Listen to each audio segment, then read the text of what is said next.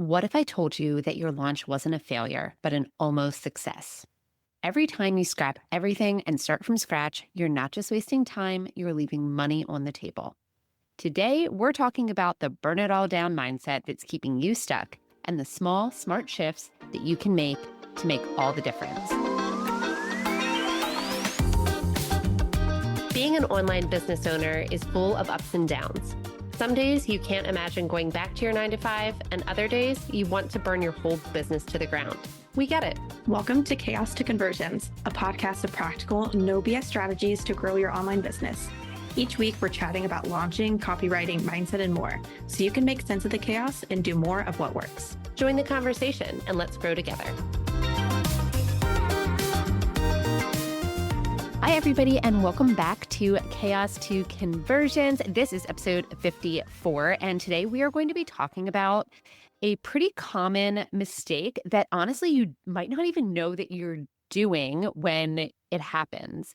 And I've seen this over the course of the last 4 years where entrepreneurs will launch their course, their membership, their program one way, decide or feel like it doesn't work or that the offer sucks or that everything sucks, and they will start totally all over again. However, and I've been saying this for literally years, I feel like at this point, it's usually not your offer that is the actual, I'm doing air quotes, you can't see me, but the actual issue with your launch. It is very rare. In fact, I can't even think of anything like super specific. Like I'm not picturing anyone in particular that I can think of where a launch maybe didn't go as well. And I thought to myself, yeah, it's because your offer blows. Like I really have very, very, very rarely thought that across the probably, now 50 plus clients and 100 plus launches that I've worked on. So the first thing we just sort of need to accept is the cost of starting over, because it is a very high cost. Every time that you scrap everything and start from scratch, you are wasting your time that could be spent making money. And what I mean by that is instead of burning it all down metaphorically, if we just tweaked a few things or tested a couple different ways to talk about your offer or promote your offer, you don't need to make an entirely new offer. And honestly, like I have for sure been guilty of this. If I think back about like the course of my business over the last like 4.5 years, I mean, it's easy, especially as a service provider, to fall into a trap of having numerous offers because you're just trying different things to see what works. And I'm not like saying that there's anything wrong with that, especially in the beginning. But what sometimes happens, and it for sure happened to me, is you end up with 3 or 4 kind of vastly different offers because everybody tells you to diversify what you're doing and diversify, your streams of income, which is like true to a point. But I think it can be, not for everybody, but for some people, and it was for me, it can be a slippery slope that leads you to having not like competing offers, but just like too many choices. And a lot of times, if you're good at multiple things, that can be a really easy trap for you to fall into.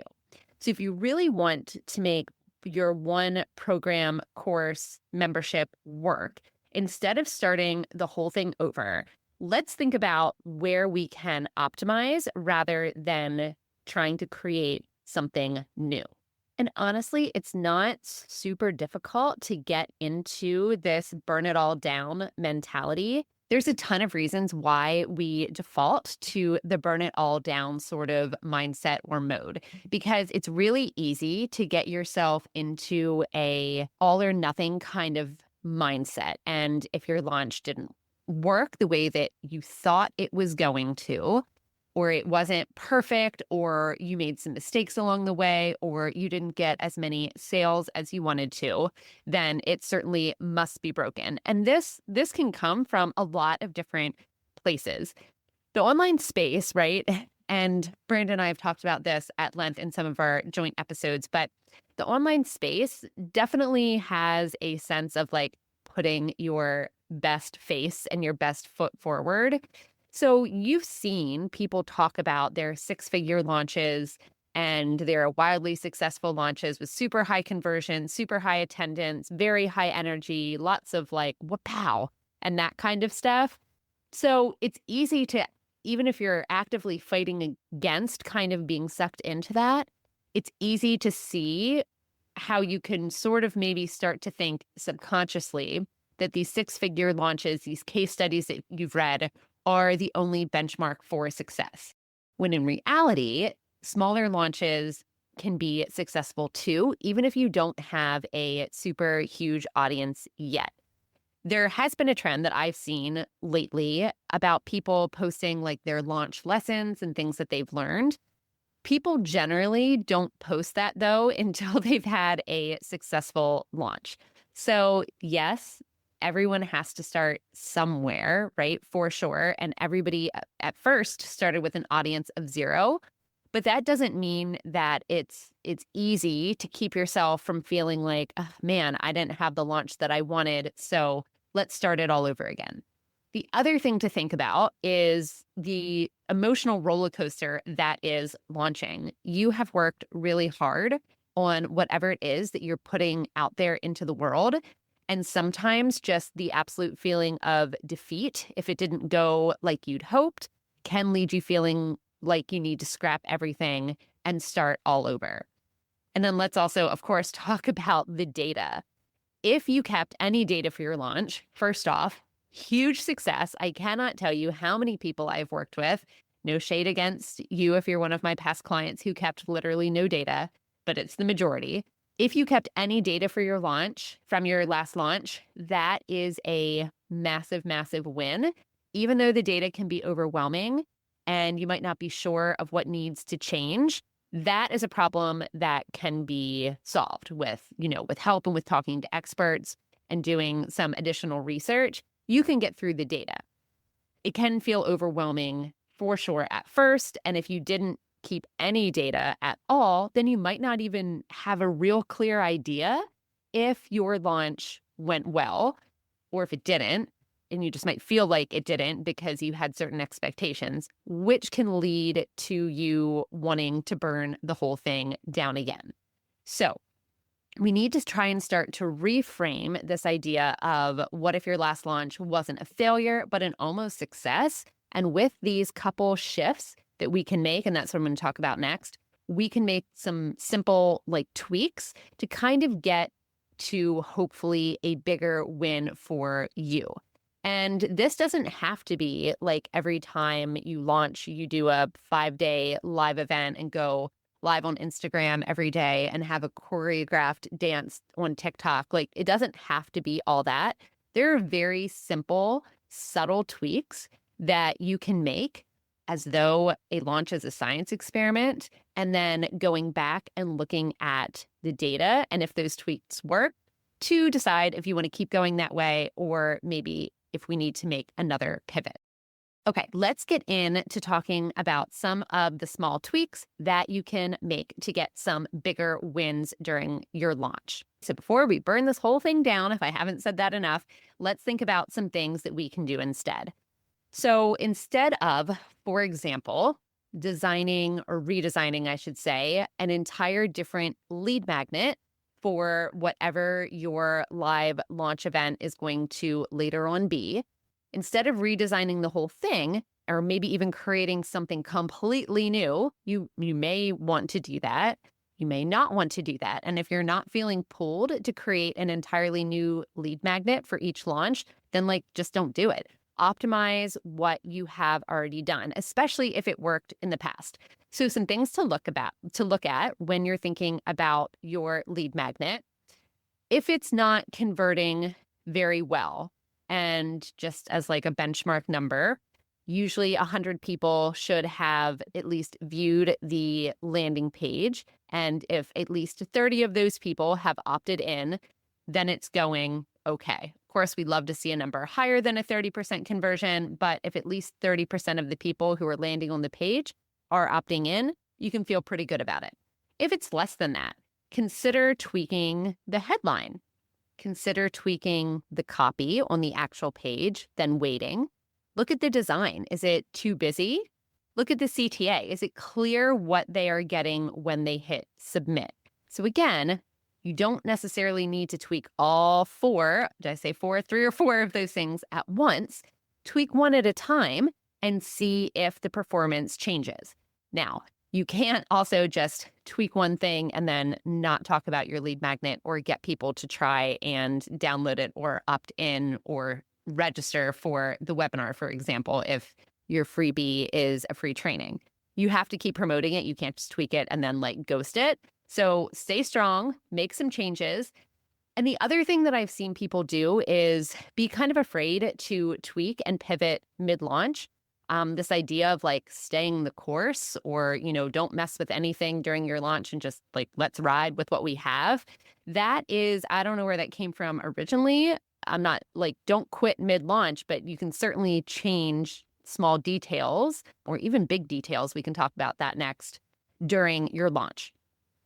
So another thing to consider tweaking is if you are doing a live event like a webinar or a live challenge. This is something I see a lot where people will scrap the entirety of their whole webinar or their whole like free training content when really it's not even what you're delivering. Usually it's that the messaging might need refinement or maybe just one part of your webinar is a little bit over your audience's head. Maybe one part of it seems to have them like leaving being confused, or you're getting a lot of questions about like a certain part of your webinar. You can change, permission granted, to change your webinar in the middle of your launch. Doesn't mean you have to scrap the whole thing, but every webinar, if you're delivering 5, for example, does not need to be exactly the same. If you are finding that a lot of people are not necessarily converting, could be for 2 reasons. And well, could be for more than 2 reasons, but 2 common reasons that I see is 1, you gave away a bit much of free information and now they don't necessarily feel like they need to join your program because they feel like they got everything that they needed to be successful. That's one option. That's a very common thing that I see a lot, people feeling like they got enough from the free content. Or 2, you've overwhelmed them, and sometimes people feel both. You've overwhelmed them with so much free information that now they feel like they have 10 more things to even do before they're even ready for your offer. So it's that sweet spot of giving them enough information that they feel like they've gotten some wins from you and from this free content, but they also need a little bit more. You've given them the what they need, and you've led them to understand some certain beliefs that you might need them to believe in before they're ready for your course, your membership, or your program, but you haven't given away the how to do it. Another thing that I really like to pay attention to during launches are email open rates and click rates. I would always recommend testing subject lines during a launch unless it's something that's like super time sensitive or something that is like expiring really quickly because, sometimes subject line tests take a couple hours. But I'm not sure about Flowdesk, but I know ConvertKit, you can now test a subject line in like a much shorter amount of time. So anyway, that's a small tangent, but food for thought. But testing different subject lines, tweaking the call to action buttons, instead of rebuilding the entire sequence from scratch, go through and actually look at your email sequence and your sales sequence and see if there are some changes that you can make within that and see how that goes for you. If the click rate increases, the open rate increases or decreases, then maybe you need to think about, of course, changing it back. As you're working through your launch too, you might have noticed some objections that you're getting. And again, if you didn't take data during a previous launch, that's okay because there's always another chance. But try and pay attention to what sort of objections people are giving you. Are they giving you objections about pricing?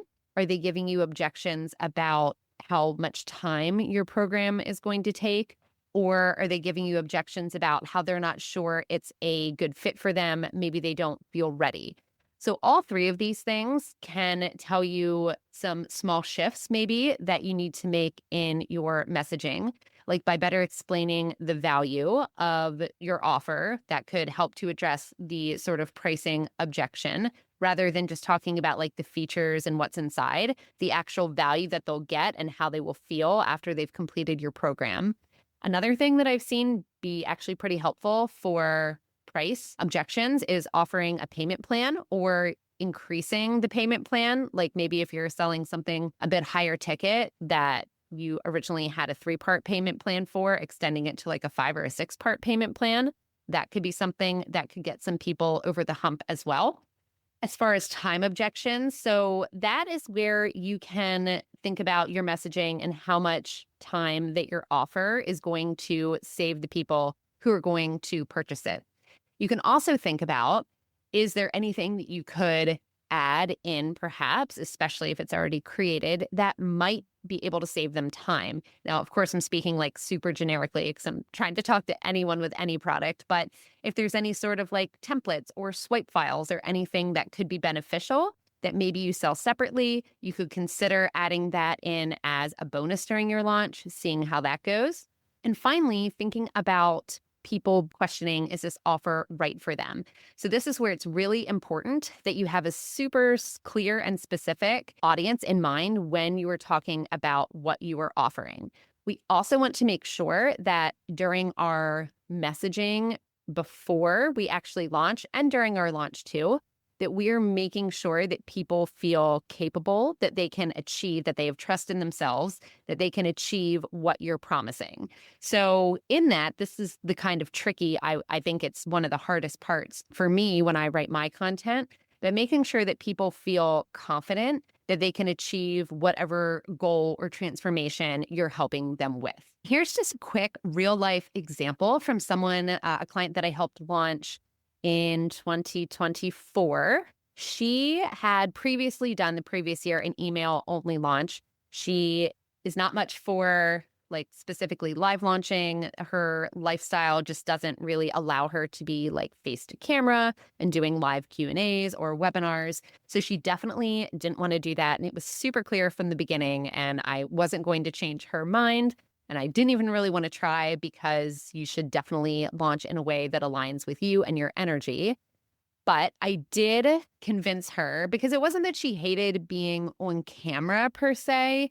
It was more just she couldn't handle the like back and forth live people in real time. So we decided to do a video series launch where she released pre-recorded videos. And like I said, this was her second time around. The first time, she just had sent some emails and she had done one video, but we expanded her launch this time. So again, we didn't burn it all down. We took what she'd already done, broke it into smaller sections. And instead of just having the one video where she pitched at the end, pitched her membership at the end of that video, we broke it up into 3 days of actionable content. And instead of just that one pitch in video day number 3, she mentioned her membership on day 1, day 2, and day 3, and then took in questions and recorded a bonus kind of Q&A on her own time, letting people know again about her offer, her membership, as well as feeling like people could get their questions answered. So that simple shift in just breaking up her webinar style video into smaller bite-sized pieces, which was actually better for her audience. So that change plus pitching each and every day rather than having one 20-minute pitch at the end, we ended up with an additional 200 members in her membership from this one launch with those 2 smallish shifts because she didn't really create anything new. We just broke up what she already had and did a little bit more content, but just in smaller bits. Thank you so much for joining me today on this episode of Chaos to Conversions, where we talked about the cost of starting completely over with your launch, where this sort of burn it all down mindset comes from, and some simple, actionable ways and ideas to make tweaks in small pieces of your launch to get bigger results. I really encourage you to reflect on your last launch and think about one thing that you're going to tweak next time. And I dare you to message me on Instagram at Duxbury Digital and share with me the one small tweak you are going to make next time you launch your online program. Until next time. Thanks so much for stopping by to hang out with me today. If you want to learn more about how we can work together on a launch strategy or grab a freebie or one of the resources I mentioned, head over to duxburydigital.co/resources. I'll be back here next Tuesday for more practical strategies to take your business from chaos to conversions.